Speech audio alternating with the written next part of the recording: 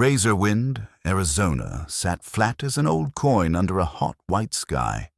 A single highway cut the desert like a scar. Trucks and rented sedans passed on their way to nowhere special, engines humming. The town's motel neon blinked vacancy and tired blue, and the only tree for miles, a mesquite bent by years of wind, threw a thin shadow across cracked pavement. The camera would have lingered on that shadow, then found him Jeb Hollister. He stood with his back to the road, hands in the pockets of a long coat that had seen better winters. His face was a map of angles and small wounds.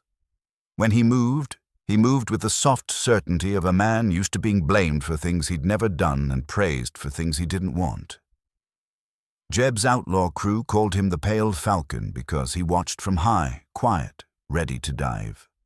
But under the name was a man who once loved slow music and paperbacks and had given that life away to keep others breathing. He didn't speak much.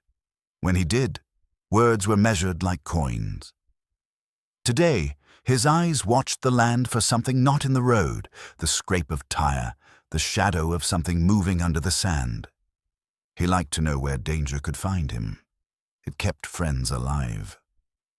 3 cars, battered like the people who drove them, pulled into the motel lot. Each carried a story. Marcel Marsh DeLune, whose laugh hid jagged sorrow. Stevie Knob Klein, who could fix any engine but not mend a single broken promise. And Osa Ral, with hands that stitched wounds and a stare that remembered names of the dead. They were Jeb's family by choice, an outlaw band that wore their loyalty like armor. They loved with the same fierce carefulness they used to plan a job. When Jeb signaled, they moved as one, eyes like shutters closing against a too bright world. A pickup coughed to a stop at the edge of town. Its driver, a man in a city suit that had never seen desert sun, stepped out and fidgeted with a briefcase. He was out of place the way a white flag in a gunfight is out of place, unnecessary and soft. He squinted toward the horizon, and then toward the motel sign as if reckoning the distance between himself and whatever had brought him here. He didn't see the girl in the ravine.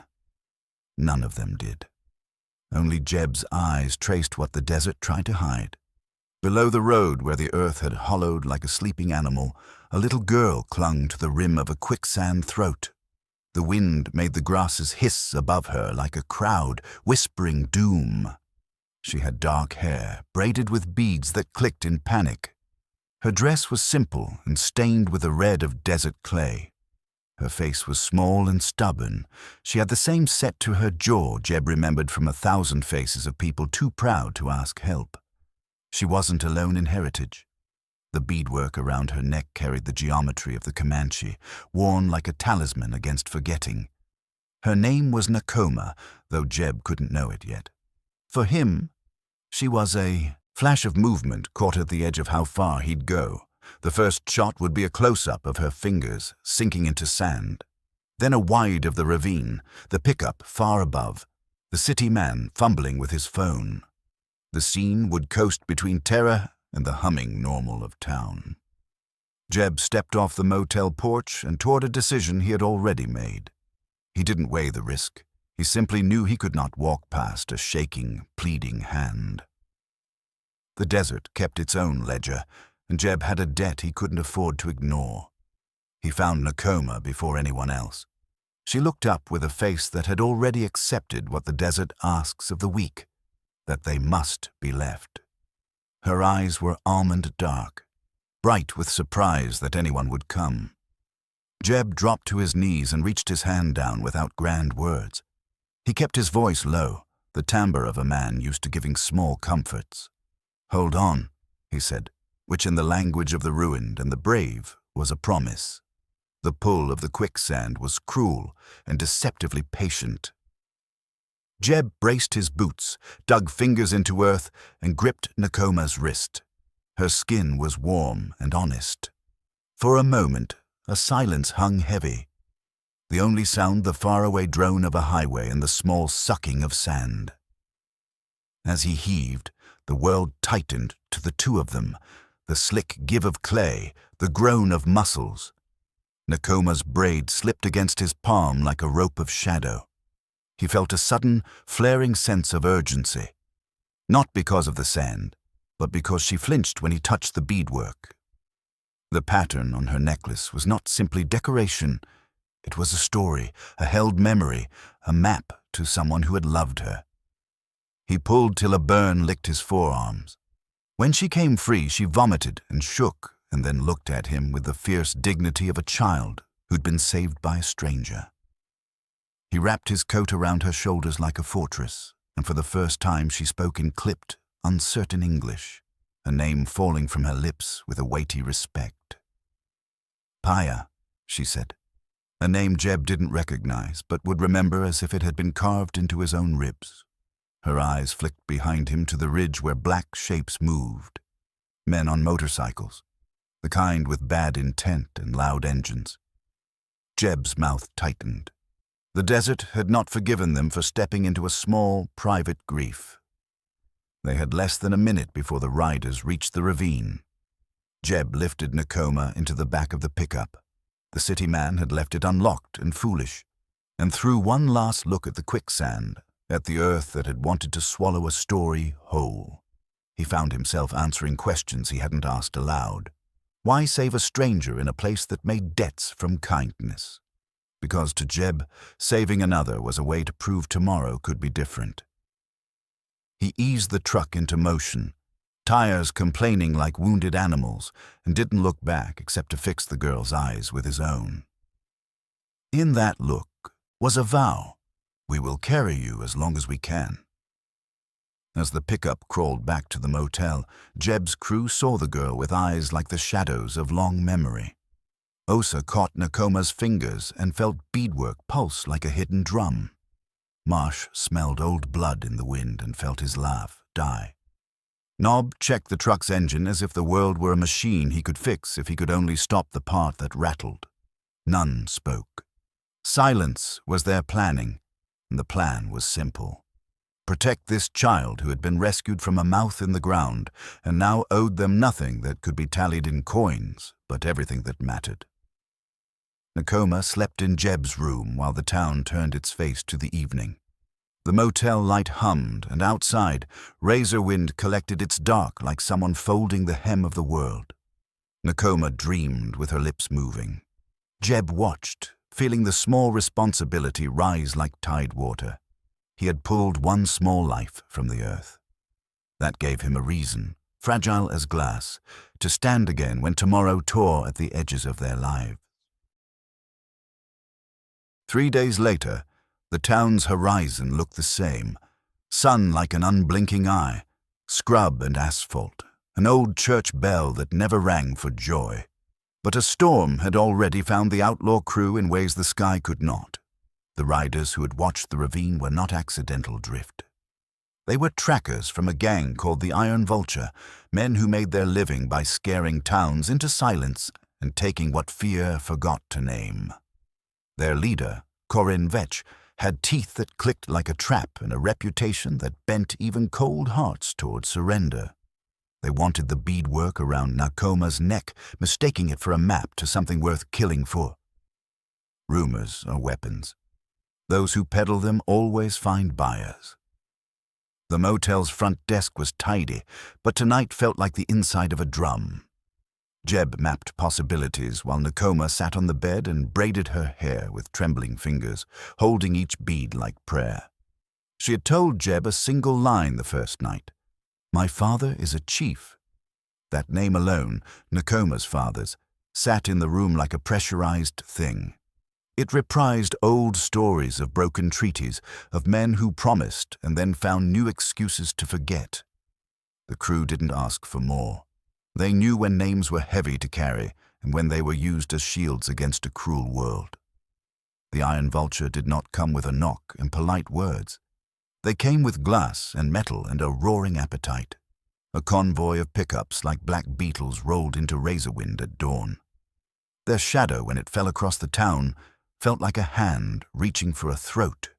Corin's men were fast. They were efficient at making people smaller. The first shots were not meant to kill. They were meant to send a message.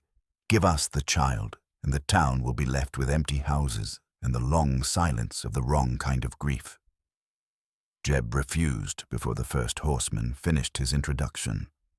He stood in the motel doorway, Nakoma behind him, and watched the leader's face like a judge inspecting a defendant.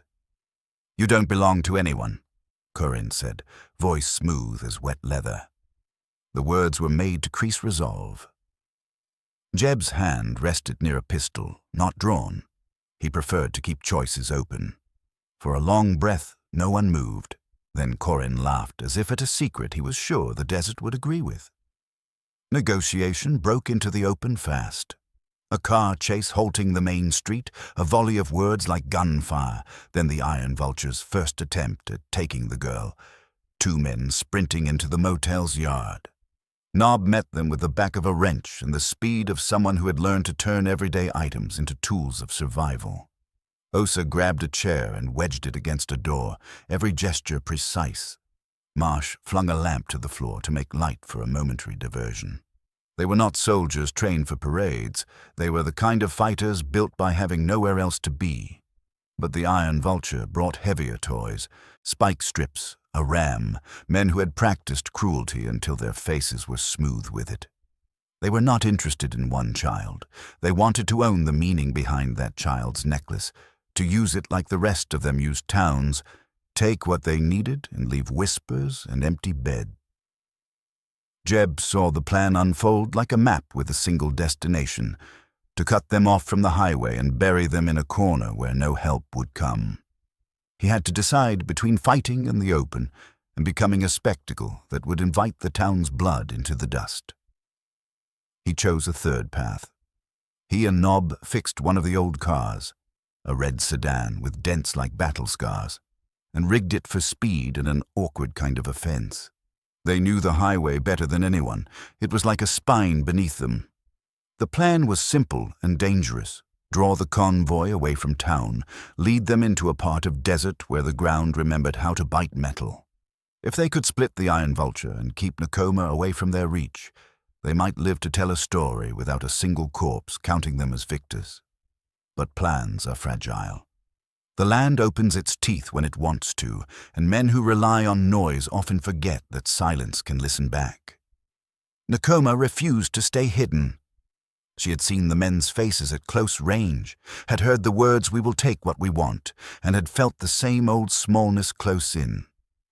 "I will not hide," she told Jeb with a steadiness that gave him a new kind of ache.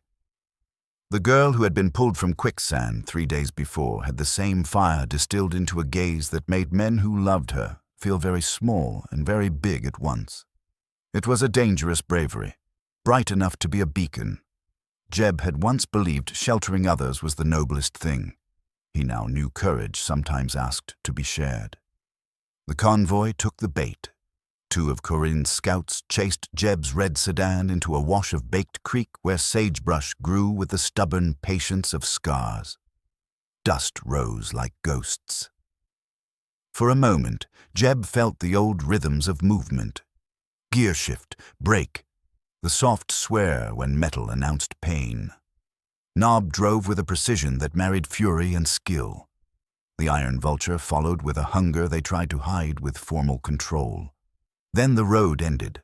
The wash opened like an animal's mouth. Jeb had learned the desert's tricks and used them. He led the convoy into a field of hidden gullies, places where the ground forgot to be even.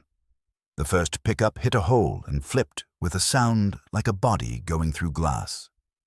Men tumbled out, cursing, breathless. The chase dissolved into a messy, dangerous scrap where the Iron Vulture's muscle met Jeb's crew's cunning. Shots fired, men ducked, a truck rolled and then lay still like a broken toy. But the conflict wasn't only in bodies and metal. It was in the smaller things, a bead knocked from Nakoma's braid, the twitch of a soldier's hand at a childhood memory, the silent calculation in Marsh's eyes as he realized they were running low on choices. By dusk, the desert had taken its tally. One of Corin's pickups lay crumpled. 2 men limped back toward the convoy, nursing bruised pride and broken bones. Jeb's crew had done what they could. They had bought time. But Iron Vulture was not an army to be undone by scrambles and brave turns. Corin retreated only to circle like a vulture does, not giving up but waiting, patient with the cruelty of time. His men set a perimeter around Razorwind and began to talk in ways that chafed against kindness. They left messages in town, broken windows, a horse without a saddle, things meant to remind everyone what came for those who stood in the wrong place. Back at the motel, Jeb and his crew braced for the next wave. The townspeople buffered their windows, candles burning like small, defiant suns. Nakoma sat with her hands folded, the beadwork around her throat ticking softly when she breathed. She hummed something without words, and Jeb imagined a story. A father who wore pride like armor, a tribe that had been taught how to survive by reading the wind and remembering who they were. She had been rescued by a man who had a skeleton's worth of ghosts and the stubbornness to keep them from dominating his days. For the first time in a long while, Jeb felt the weight of the choice he'd made. To stay, to protect. It made him small and whole at once. As the night grew thick as old leather, Corin Vetch watched Razorwind from a ridge and made notes.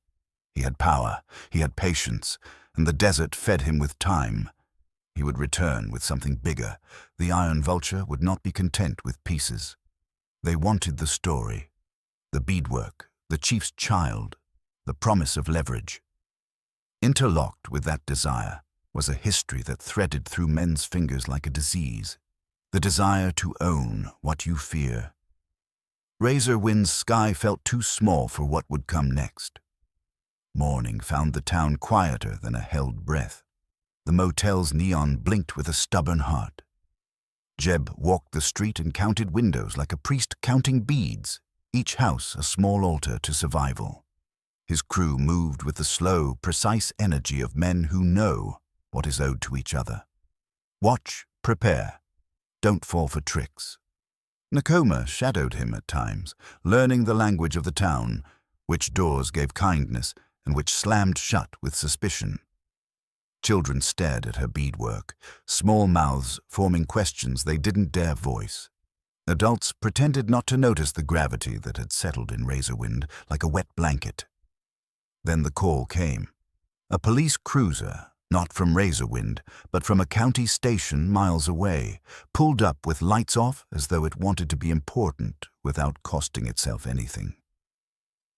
Two sheriffs stepped out, badges flat and new. Their faces were neutral and practiced in the way of men who say they are there to help, but who may also be looking for something. Corin had sent them, they said later, a thin, legal veneer over the Iron Vulture's hunger. The law has many masks, and sometimes it bends to the loudest threat. They asked questions that smelled like offers. Who had the child? Why? And where had Jeb found her? They wanted to know the beadwork story. Jeb answered in careful sentences that used more silence than speech. He told them truth enough to keep breathing without offering his throat. The sheriffs listened with the easy patience of men trained to outlast emotions. Behind their eyes, metal glinted. They left with a polite suggestion, let the county handle it. It was a request wrapped in cotton that held an iron nail. People in town quieted like a church at sermon time. The sheriff's words had the effect of oil poured over water. It smoothed surfaces, but did not erase what lay underneath. Jeb felt the town press in, a living weight that called for decisions to be made by those who had no right to ask for them. He understood why the sheriff wanted distance. He also knew the county's brand of justice usually favored men like Corin, who moved quick and stayed cruel. The law at times wore the same appetite as the vultures. That afternoon, Corin's men came back to test the town again. They were careful. This time they sent letters and small couriers who knocked with polite threats. Return the girl and the trouble will stop, they said, as if trouble could be bartered with a child's life. The townspeople looked at one another.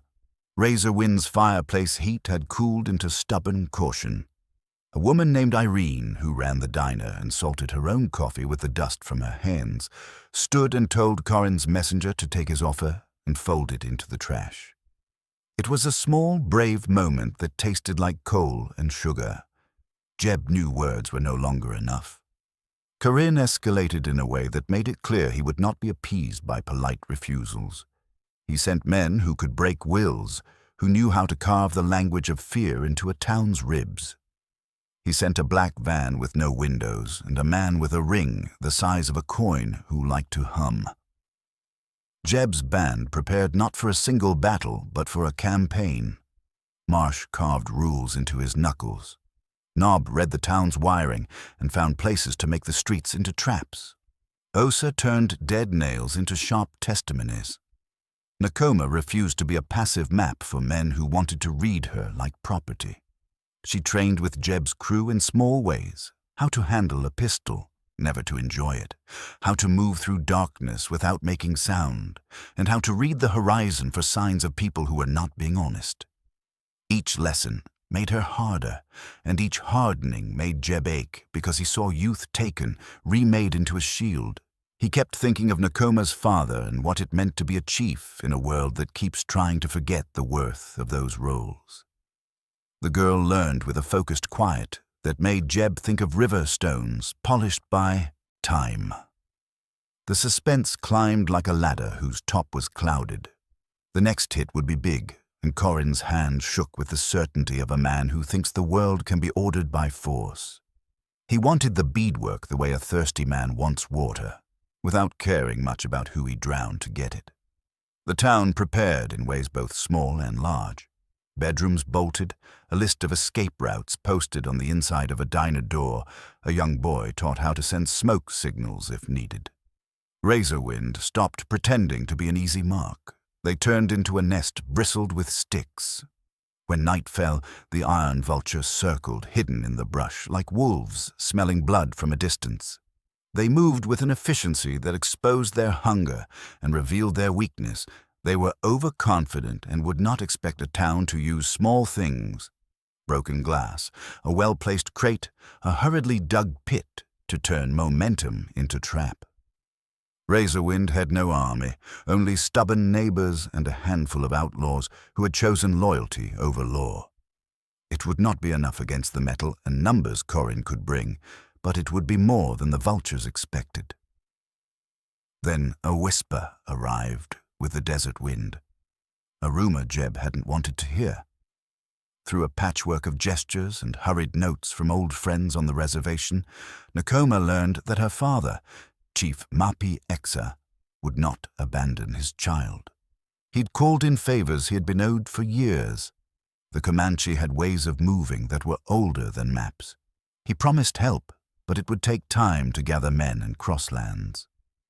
Corin's deadline did not care for promises that needed days to keep. Time, like most things, belonged to those who could drag it. Jeb sat on the motel roof that night and watched stars prick the black velvet above. He felt small and gigantic all at once. His chest held a steady ache, the kind that does not let go because it is not entirely physical. He had protected a child, and now each breath might be their last.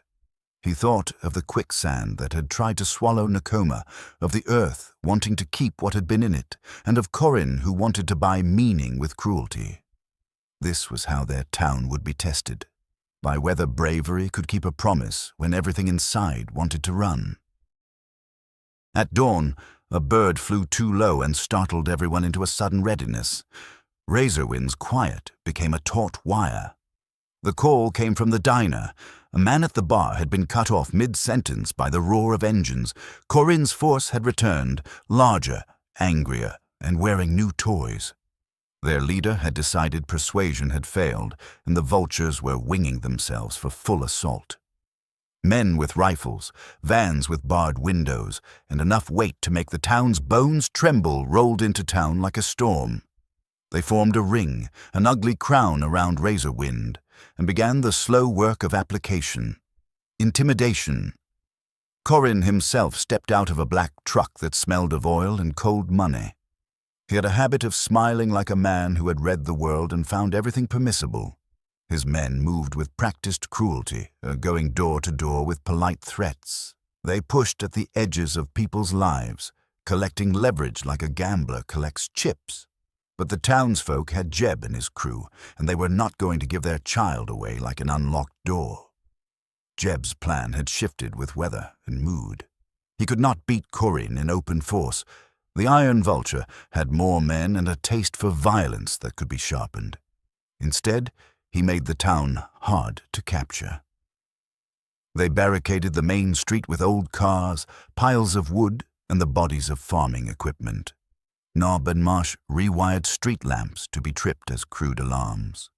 Osa arranged hidden caches of supplies and made sure every family knew an escape route. Children were to be kept silent and out of sight.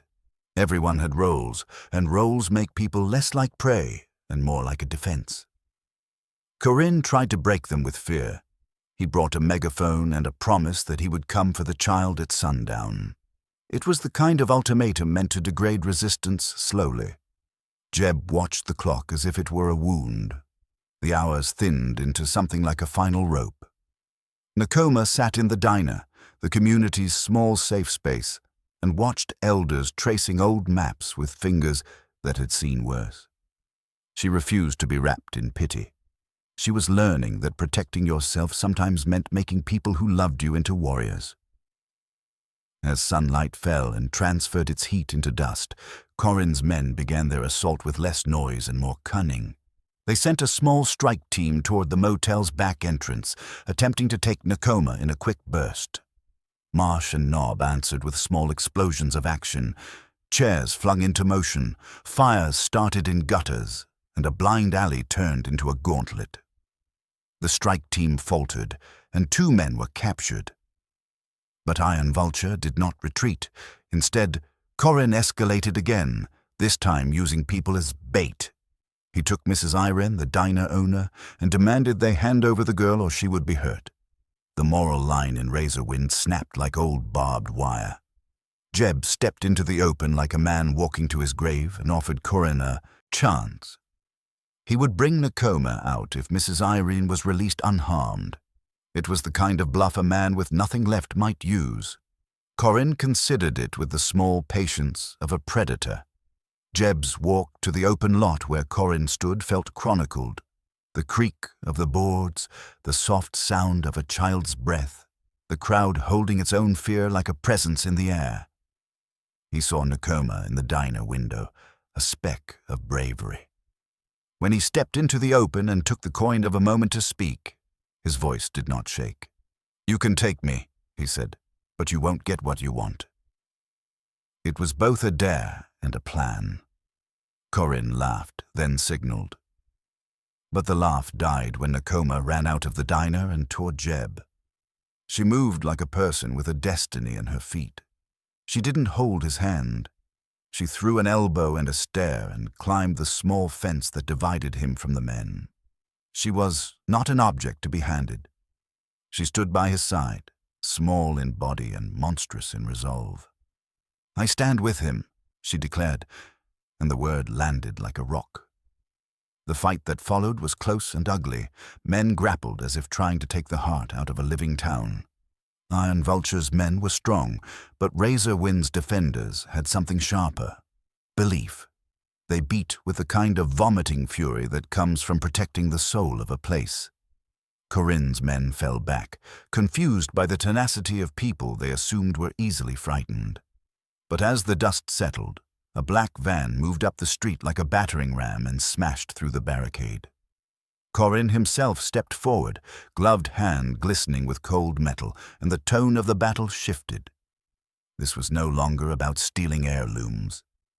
This was a war for dominance.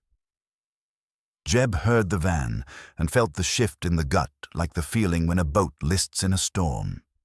He had a choice: run and maybe survive, or stand and perhaps end like a collapsed monument.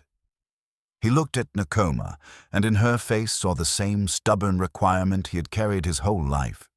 He chose what his bones had been saying since the quicksand: stand. He moved like someone accepting the ultimate accounting.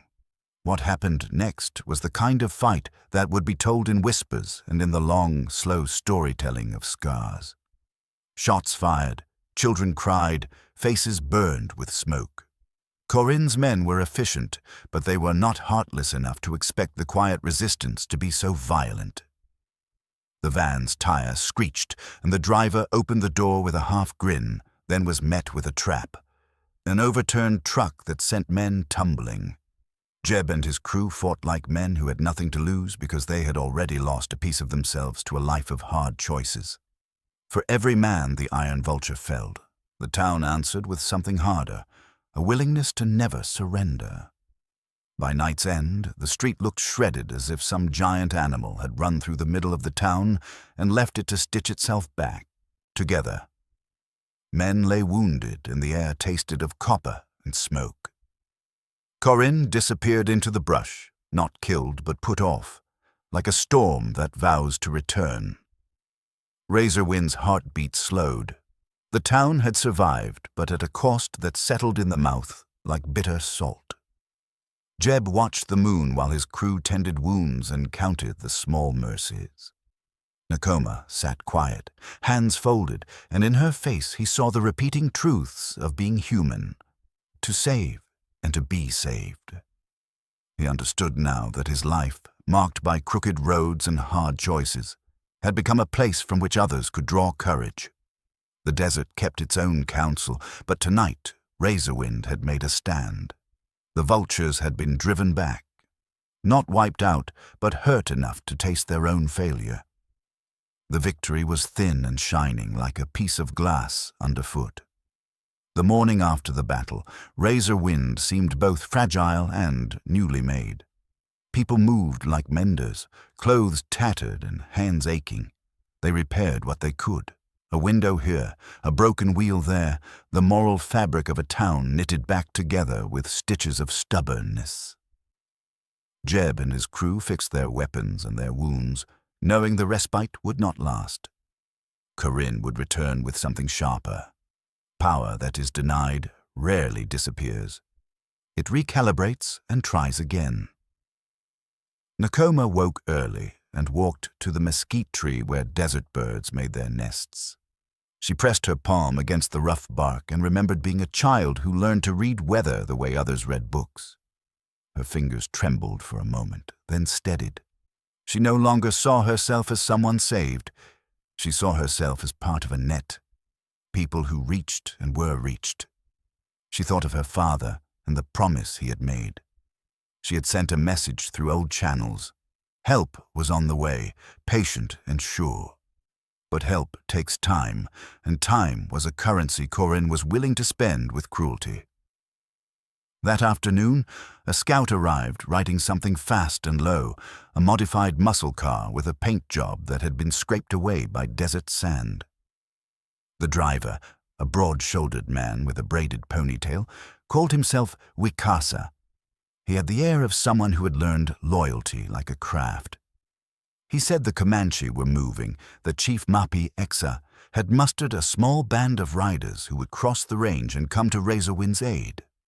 The story of reinforcements rippled through the town like hopeful light. But Wikasa's eyes held a sober knowledge. Speed was not enough. The vulture would return with more men and perhaps with a hunger for cruelty sharpened by vengeance. Jeb felt the tide shift in his chest. The thought that help might arrive carried him like a buoy. But there was another truth. He could not wait for rescue while the town bled. They needed a plan that would decide their fate with teeth and enough foresight to bite back. The Comanche riders would come, but geographical distance would make it difficult for them to arrive before Corinne acted. So Jeb structured tasks. Get the town to higher ground, prepare diversions, and set traps. Nob wired a system of pulleys and tripwires, not to maim, but to disorient. Marsh collected old rifles from stores and families that had hidden them. Osa taught people how to make calming poultices and bandages. The town prepared to be less vulnerable. Corinne gathered his own counsel and methodically increased his pressure. He brought reinforcements, Men who smelled like diesel and slept badly, who had practiced violence so often they had become smooth. He was a man possessed by the idea that force could be layered until it drowned the spirit of any place. When he sent out scouts to test the town again, those scouts returned with impatience, their reports containing a single refrain. Razorwind was stubborn. On the third day, a skirmish took place at noon when the sun made dust into sugar. Men from the Iron Vulture tried to take a supply run to the general store and were met with a barricade of farm equipment and a volley of rock and roll kind of resistance. The fight was messy and bare-boned. It showed both sides as not invincible. For every man the vultures felled, townspeople answered with something that had weight beyond muscle, the right to exist. When it was over, there were people who'd been hurt in sudden ways, and there were others who had found courage they'd never known. That night brought a different kind of arrival. Under stars that tasted like metal, a ragged line of riders came across the plain. They rode with a dignity so old it belonged to the earth. Their clothes were woven with stories, and their faces were set like rock. Leading them was Chief Mapi Exa, his hair braided and threaded with feathers and small tokens that had weathered many seasons. He had not come alone. Men and women rode with him, each with eyes that had seen a long horizon. Wikasa came forward and announced them to the town, and a hush swept like a prayer. The Comanche camped a respectful distance away, their presence a shadow that calmed the town's breathing. They did not come with loud threats or promises of blood for blood. They came with an old power that made ground seem less like something to be conquered and more like something to be kept. Their confidence did not announce itself loudly. It settled like a cloak over the town. Chief Mapi Exa walked through Razorwind like a man walking into a story he had read before, and when he finally approached Jeb, he did it with warmth and a clear eye. "You saved my daughter," he said. His voice was deep and not unkind, and it carried with it an old, exacting justice. Jeb felt a flush that was embarrassed and relieved. "She saved herself," he answered, "because Colonel Truth bends to the modest." The chief smiled, neither pleased nor angry, only factual. "She will not be taken," he replied. The town exhaled in silent agreement. There were still hard days ahead. Corin Vetch would not be mollified by the presence of the Comanche. He would try to find new ways to fracture the town. But the arrival changed the arithmetic. Chief Mapi Exa did not come just to protect his daughter. He came because a wrong demanded measurement. He spoke to people not with commands, but with a reciprocity that made them feel seen. He had men who could ride hard and disappear, and he also had the ability to turn a single action into a wide message. Jeb watched the chief from a distance and felt a strange relief. He realized that his life had been a series of things he'd been willing to risk for strangers, and that now those strangers had become a net. The Comanche brought both muscle and a reminder. Stories do not end when the first blow lands. They continue with the way people recover, the way they remember. Chief Mapi Exa sat near the mesquite and told stories that night. Not showy things, but small, persistent tales of resilience. People listened like they were receiving water. The respite was real, but it was not total. There were still nights when Corin's men prowled in the shadows, and nights when townsfolk replayed the moments they thought they might have failed. Yet the town had found new rhythms. Guards were set in shifts, and the Comanche taught small lessons about reading weather and scent that the outlaws translated into practical defense. Jeb felt less alone in holding the line. He watched Nakoma speak with her father in a language he could not always follow, and he felt a fierce respect for the way family can reform a man's place in the world. As the campfire smoke rose and wrapped the solid moon, Jeb recognized the thing he'd been running toward all his life without knowing it: meaning. Not found in coin or fat victories, but in the stubborn, persistent way people choose to stand together. Razorwind would be a harder place after this night, as all places become harder after they are tested. But would it be kinder? That was a longer story. For now, under the mute watch of a desert that had already swallowed secrets, Jeb let himself be part of a thing bigger than his past. Corinne Vetch was not a man to accept setbacks as final. He had recalculated, leaned on the idea that time and attrition wore people down. While the Comanche camp gave Razorwind protection, Corinne found a new tactical advantage: the county sheriff's office's unwillingness to declare him an outlaw in plain terms. He exploited bureaucracy like a man who used a map to find weak spots in a fortress. He hired local mercenaries and used the pretense of legal warrantry to confuse the townspeople. Barked orders came with paper that might as well be a blade. The stalemate stretched, and with it came a quiet cruelty. Attrition in tiny things. Food convoys were blocked, fuel was siphoned, and the town's patience thinned like old rope. Razorwind's people began to tire. The Comanche kept watch, but did not want to cut the town's cords to the outside world. They wanted Razorwind to remain connected to its wider fate. So Jeb and his band had to become cleverer still. They staged small raids at night to free supplies and resupplied the town on foot. These were not glamorous operations. They were the slow, steady moves of people who refused to let themselves be strangled.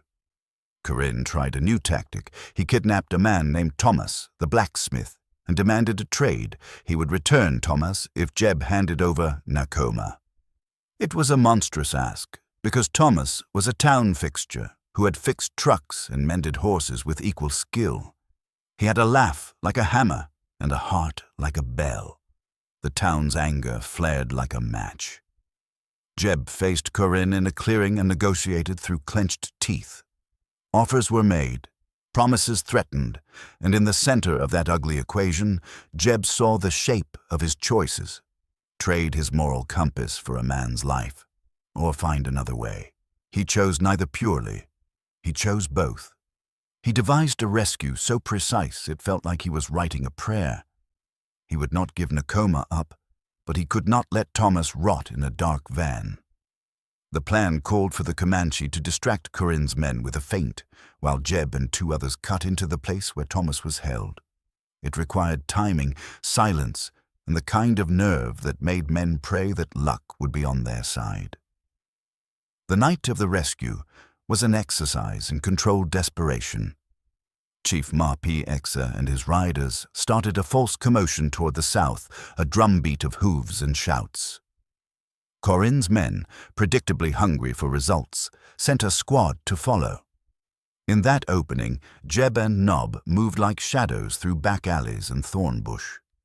They found Thomas in the belly of a warehouse, tied and bloody, but alive. The rescue was messy and went wrong in small ways. A dog barked in a neighboring yard. A board creaked. The van driver was more awake than anyone expected. Shots rang. A man on the opposing side fell. Still, Jeb's plan worked enough. Tomas was freed, and the rescuers blended back into the evening like a trick of the eye. The cost of the night was borne in small, quiet ways.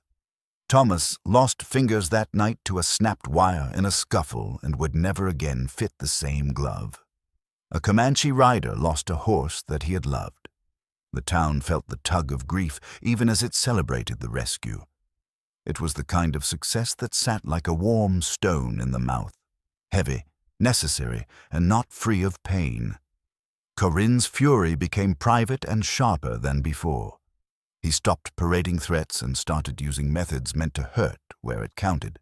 He poisoned a well with salting words and threats, then walked away as if he had done nothing but place a coin on a table. The town found small ways to counter. Nob and his makeshift crew filtered water with slow patience. Osa drove down into the canyon to find a spring no one had used in years. The Comanche knowledge of water made the difference. They understood wells as living things. They taught others to find trickles beneath the desert's skin. The band of outlaws and townspeople learned something important.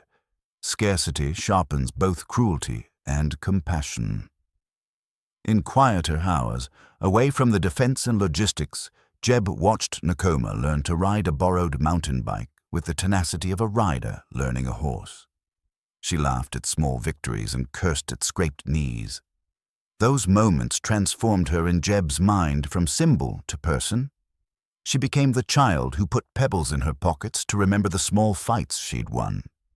He started to imagine a day when she would not be a prize to be fought over, but a woman free to choose. It was a possibility he guarded like a secret. Meanwhile, Corinne amassed more men, more vehicles, and more legal rhetoric. He planned to come back to Razorwind with the kind of force that could drown a town. He had forgotten one thing. Human beings like Jeb were not simply collections of muscle and gunpowder. They had habit and reason and stubborn loyalties that make some men stand where others run. Corinne measured power in numbers and misread the town's capacity for endurance.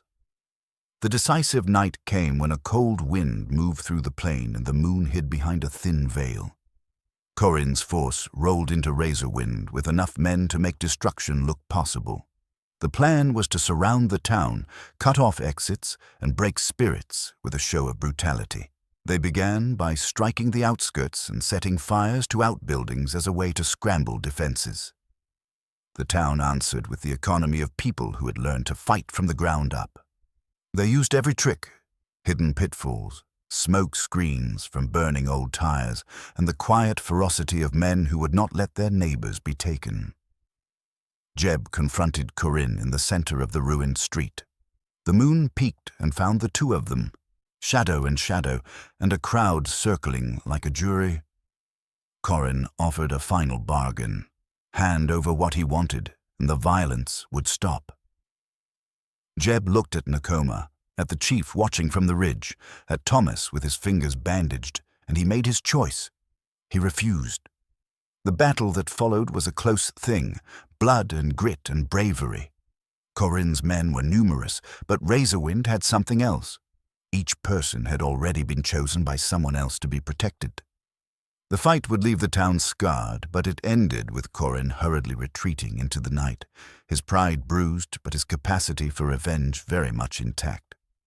Razorwind survived by the thin whim of stubbornness and the presence of allies who could ride and find water where none was visible. The cost was counted in the bodies and the nights of lost sleep, in the fingers Thomas no longer had, and in the silent ways the town learned to carry pain forward without letting it dictate the rest of their lives. After Corinne's retreat, Razorwind's atmosphere shifted from constant fear to a cautious optimism that tasted like cold coffee. The town repaired what could be repaired. People mended fences and quieted their children's nightmares by telling them small, true stories about courage. Jeb walked the town at dawn and watched ordinary folks transform themselves into guardians of a fragile peace. The Comanche and the Outlaws coexisted awkwardly but effectively, like two different medicines administered for the same wound. Nakoma grew bolder every day. She took on tasks that seemed beyond her, negotiating with traders, helping load supplies, learning to thread a sewing needle for the first time. She became not just a protected child, but a person who understood the language of resistance. She and Jeb taught each other words for things they both needed, a word for safety and another for the quiet joy of pancakes made in a diner at midnight. Their relationship was stitched from shared danger and small laughter. Each day they learned how to be less alone. But Corinne was not finished. He watched from the distance and spread rumors that the Comanche would burn Razorwind for supporting outlaws. He tried to manufacture division, and he found willing ears among the scared and the selfish. When people are pressed, they look for fixers. Corinne played the role well. He had lawyers, bribes, and the kind of offering that could buy silence. The town's unity was a fragile thing and needed constant tending. One late afternoon, as the sun slid toward the horizon like an exhausted coin, a new threat came. An organized group of bounty hunters, men with cold catalogs of rewards and an eagerness to please the highest bidder. They arrived with a legal paper citing an old arrest order for Jeb. a decades-old string of charges that had never been fully adjudicated because law sometimes moves slowly when men run quicker.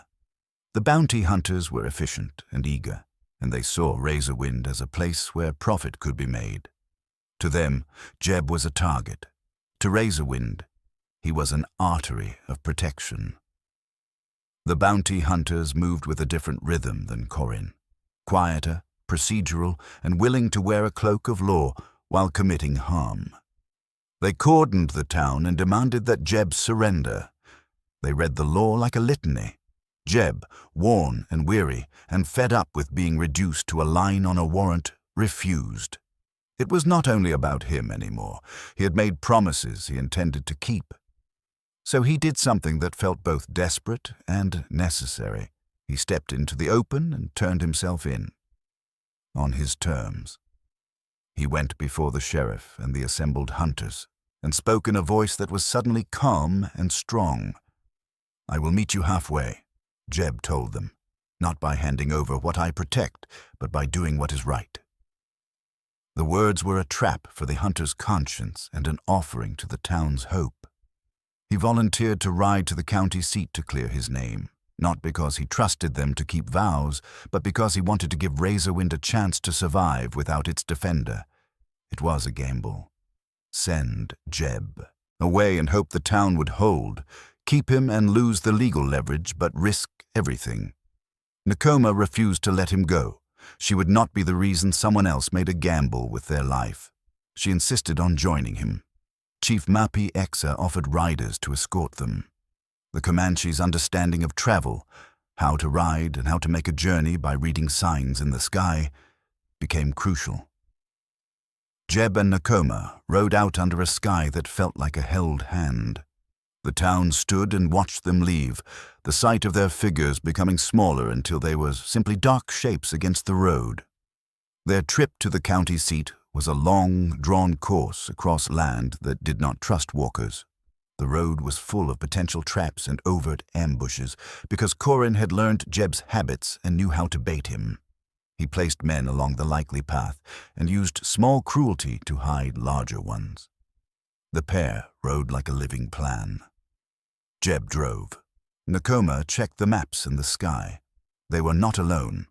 Chief Mapi Exa's riders shadowed them at a discreet distance like guardians pressing their weight into the wind. At night, they camped under stars that had seen more sorrow than they could carry. Jeb and Nakoma shared stories, short, clean lines about where they'd come from. Nakoma told the tale of her father, not as a man of myth, but as someone who had made mistakes and tried to make up for them. Jeb told her about the long, flat of highways and how sometimes people used motion to avoid facing what was inside. They found a quiet intimacy, not of romance, but of two people learning to name each other's hurts and make room for them. When they reached the county clerk's office, they found the bureaucracy thick and slow, but not entirely hostile. Jeb presented his case with a kind of weary honesty. He admitted to things he had done and refused to confess to lies he had not. He asked for a chance to be measured by evidence, not rumor. The process was painful, the legal machine grinding and speaking in tongues, but in a few small acts of paperwork and testimony, his story began to be recognized as more than the echo of a wanted poster.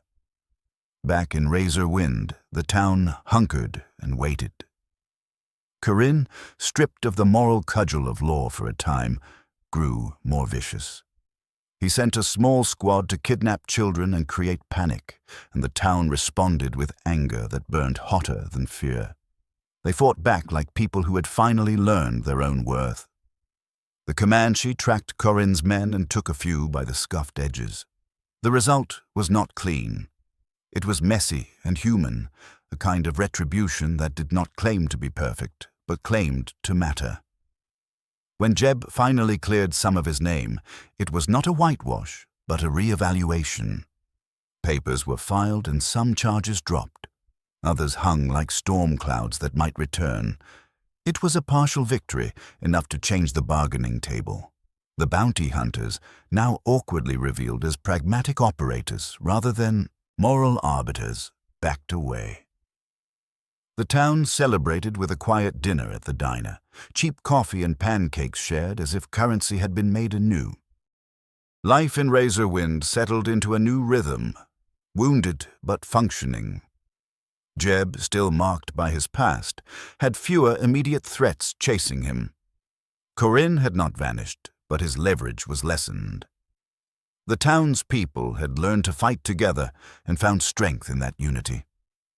The Comanche camp had become less of a temporary arrangement and more of a quiet partnership. Two communities tied by shared danger. Chief Mahpi Exa met with Razorwind's elders beneath the mesquite tree. He spoke plainly. Corinne would return and the next blow would aim deeper. But he also noted something Corinne had not accounted for. A town that had learned to read each other's courage. His riders prepared defensive routes while showing the townsfolk how to track movement by dust patterns and tire ridges. Razorwind learned fast. Necessity is a good teacher. Nakoma walked with a new steadiness. She carried the beadwork necklace not as an artifact, but as a living history. She spent mornings with her father's riders, afternoons with Osa cleaning tools, evenings learning the layout of the town's new defenses. Jeb watched from the periphery, seeing the child who once shook with sand fear now move with calm purpose. Then came the message. A small drone, cheap and noisy, dropping a metal cylinder into the town square at dusk. Inside lay a single photograph. Corinne Vetch beside a burning vehicle somewhere in the canyon basin. On the back, Round 2. Midnight, bring the girl, or we take your town apart, piece by piece. People gathered in a tight circle. Fear pulsed, but it didn't crush them the way it once would have. Jeb held the photograph a long moment, then handed it to the chief. Mahpi Exa glanced at it, then at Jeb, and shook his head. He wants you afraid. Don't give him what he wants. Jeb nodded, but he also understood something. This was a trap, and they had to choose how to step into it. Not whether to. Retreat would only invite new hunts. Surrender would poison the town's future. So they prepared for a different kind of engagement, one not built on brute force, but on misdirection. Nob and Marsh rigged a decoy truck with a false cargo compartment. Osa prepared smoke canisters disguised as ordinary lanterns. The Comanche riders scouted the canyon edges and mapped choke points. Nakoma insisted on being part of the plan. She wasn't bait. She was an active link in their strategy. With reluctance but respect, Jeb agreed. She had earned her place. As the night cooled to a desert hush, Razorwind braced. The canyon basin at midnight looked like a cracked bowl holding shadows. The moon hung low, dusting silver across stone. The decoy truck crept down the switchback road, Jeb at the wheel, Nakoma hidden beneath a top of old blankets. Chief Mahpi Exa and his riders fanned out along the rim, nearly invisible. Razorwind volunteers waited on the upper ridge, each one gripping a lantern fitted with an Osa-built smoke charge. Corinne appeared exactly as the photo promised. Standing beside a burned-out SUV, his silhouette sharp against firelight. His men circled him like a ring of knives. They were armed heavier than before. Their eyes had the glint of people who'd been promised something ugly and large. Jeb parked the truck 50 yards out. He stepped into the open, hands raised, posture steady despite the danger. "You're done here," he called. "Walk away." Corinne laughed softly. "You don't get to negotiate anymore, Jeb. You just get to lose slowly." He signaled his men forward. That was the cue. From the canyon rim, Mahpi Exa's riders lit their torches and sent them in arcs across the sky. Not at the men, but behind them, igniting thin lines of oil Marsh had poured hours earlier. Fire sprang to life in a circle, cutting Corinne's force off from retreat and startling them into chaos. At the same moment, Nob triggered the decoy truck. The back hatch dropped. A blinding flare burst upward, flooding the canyon floor with white light. Corinne's men cursed, stumbled, fired wildly. Nakoma crawled out from under the tarp and pulled a rope Jeb had run through the truck's frame. It released a net of chains, forcing several gunmen to the ground. She stayed low, moving with precision. Corin, momentarily disoriented, grabbed his rifle. But before he could aim, a figure dropped from the canyon rim. Chief Mapi Ixa. He disarmed Corin with a single clean strike and pinned him to the ground. The canyon fell still. Smoke drifted, fire crackled. Razor Wind and Comanche riders tightened a ring around the remaining vultures. No one fired. No one ran. The fight was over, not with a body count, but with a collapse of will. Corin Vetch lay pinned, breath ragged, fury drained. His men saw the truth. Their leader was finished. Razor Wind had won, not by greater violence, but by outthinking a man who mistook cruelty for strength. Jeb exhaled long and hard. Nakoma crawled to his side and leaned against him, steady but shaking with delayed fear. He rested a hand on her shoulder. "You did well," he whispered. "Mak Piexa, hold Corin upright. Your time here ends," he said, "and you will not return." Corin was delivered to county law enforcement under Comanche escort. With witnesses from both communities, the charges against him stuck. The first time his power truly fractured. His organization splintered. The Iron Vulture threat dissolved into scattered fragments too weak to regroup. Razor Wind returned to itself, not unchanged, but unbroken. Families reopened homes. The motel fixed its sign. The diner baked bread again. People spoke softly of what they'd survived and loudly of what they were building now. Ma Piexa stayed 3 more days. He taught the town how to read water signs, how to watch the land in ways they'd never known. Then he and his riders rode out at dawn, leaving Nakoma with a long embrace and a promise. "I will return when the wind turns." Nakoma chose to stay in Razor Wind a while longer. She helped at the diner, trained with Osa, and rode the desert trails at sunset. She carried her father's strength and her own new fire. Jeb resumed life with a quieter purpose. His name, half cleared, no longer defined him. The town trusted him. Children waved when he walked by. For the first time in years, he slept without one boot on. One evening, Nakoma sat beside him under the mesquite tree, the same one whose thin shadow had started everything. She looked up at him and said, "You pulled me from the sand, but you also pulled yourself out." Jeb nodded, unsure how to answer. She continued, "Now we both get to live." The desert was quiet then, not dangerous, just wide and listening. That was the true ending. Not a gunshot, not a chase, just a town healing, a child growing, a man finally finding ground that didn't sink beneath him. Razor Wind eased into a season of cautious calm. The fires in the canyon had long gone cold, the last of Corin's men had scattered, and dust storms became the only thing that troubled the horizon. Yet peace, as everyone learned quickly, is a thing that needs tending. Jeb spent mornings repairing what the battles had worn thin. A fence, a roof tile, the motel's humming sign. People stopped offering him payment. They only offered coffee, conversation, and the kind of trust he'd never known how to accept before. He was learning. Nakoma settled into her own routines. She attended classes in the one-room schoolhouse, helped Osa organize medical supplies, and rode out with Nob to learn engine basics. She absorbed new skills quickly, her quiet determination becoming part of Razor Wind's daily rhythm. But the absence of Corin created a different pressure. Power vacuums draw new predators. Marsh spotted unfamiliar trucks scouting the outskirts. Osa found footprints near the spring that didn't match any Comanche tread. Nob intercepted a radio signal, faint but organized. Someone was taking interest in Razor Wind, watching how the town had fought off the vultures. One night, as the sun dropped like a cooling ember, a letter arrived pinned to the diner's door with a railroad spike. No signature. No threat spelled out. just 3 words. "We are coming." Jeb read it twice. Marsh folded it. Osa burned it in the stove. But they all knew.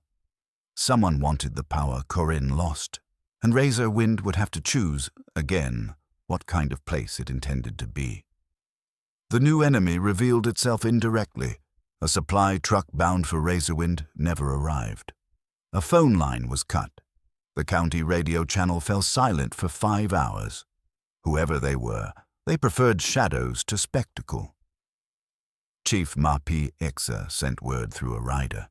The Comanche had seen movement near the dry riverbed, disciplined, deliberate, not the scattered remains of the vultures. "A group with training," the message warned. Jeb gathered the Haidai crew in the motel office. Maps spread across the counter. Marsh circled possible approach routes. Nob traced radio interference patterns.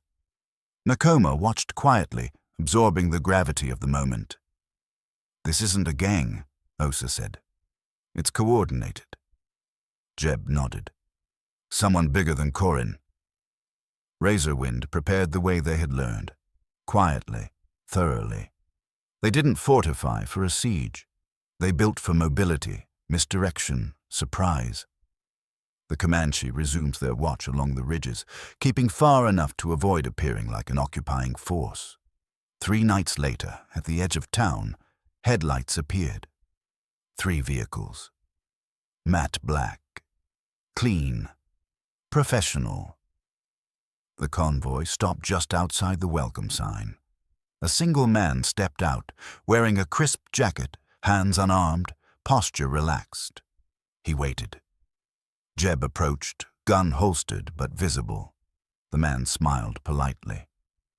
"Mr. Hollister, my name is Roan Calder. I represent a private security consortium operating in the region." "Not interested," Jeb replied. "You don't know what I'm offering." Jeb stared. "Doesn't matter." Roan Calder's smile didn't slip. "We're not here to fight you. We're here to replace the vacuum your encounter with Corin Vetch created. Protection, supply lines, stability. You've proven this town is strategically valuable." "And if we say no?" Calder nodded to his drivers. They returned to their vehicles, engines idling like waiting beasts. "Then someone less polite will come next." He left without another word. Razorwind had faced brutality before, but this was something colder, calculated, predictable in the worst way. Calder's group, calling themselves Black Fathom, didn't attack. They infiltrated. They bought up abandoned lots around Razorwind under fake names. They bribed county officials. They offered townsfolk money for cooperation. They positioned themselves not as enemies, but as partners. Some people were tempted. After months of fur, the promise of stability had sharp appeal. Jeb saw the shift. Conversations went quiet when he approached. Strangers passed through town too often. Someone left a brochure on his porch. Glossy, clinical, offering Razorwind a place in a regional security network. Mapi Exa rode in one evening and listened to the details.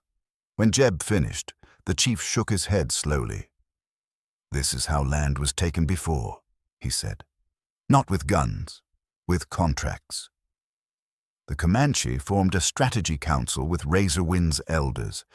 They mapped Black Fathom's purchases, intercepted their communications, and identified a key weakness. The organization relied on a central hub, a mobile command unit rumored to be stationed in the Salt Flats. Nakoma was the one who suggested the plan. "We don't wait for them to surround us," she said. "We take their center." Everyone stared, not because the idea was reckless, but because it was correct. Jeb nodded. "We hit them before they finish building their cage." Osa raised her eyebrows. "How?" Jeb turned the map. "By being the ghosts they think they are." Before dawn, a mixed team of Razorwind outlaws and Comanche riders rode to the Salt Flats. The desert was a silver mirror, cold and endless. Marsh guided them by landmarks only he understood. shadows of old mining rigs, a crooked pole half swallowed by dune. They found it exactly where Nakoma predicted.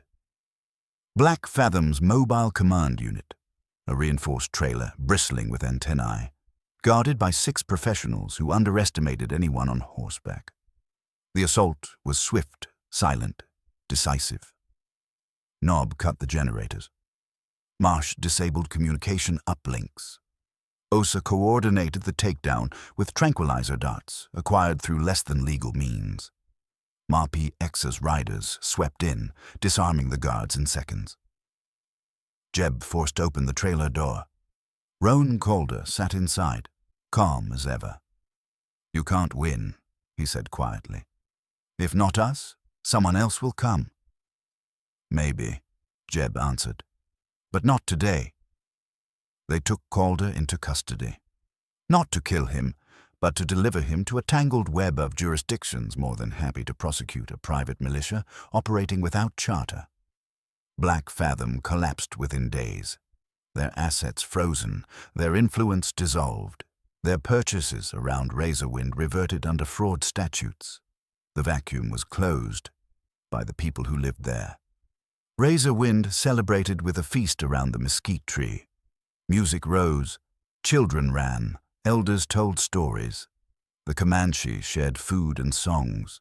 Razorwind offered tools and labor. It wasn't a treaty. It was something better, a shared chapter. As dusk fell, Nakoma stood beside Jeb. "You think peace lasts this time?"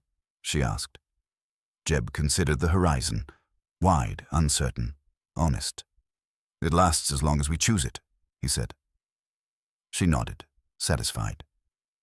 Chief Mapi Exa joined them. "Your town has grown strong," he said. "Not because of war, because you refuse to surrender your story." Jeb glanced at Nakoma. "She helped with that." The chief smiled. "She will help many more." Razorwind slipped into night. Not silent, not afraid, just alive. The desert, for once, did not feel like something waiting to swallow them. It felt like something watching them stand.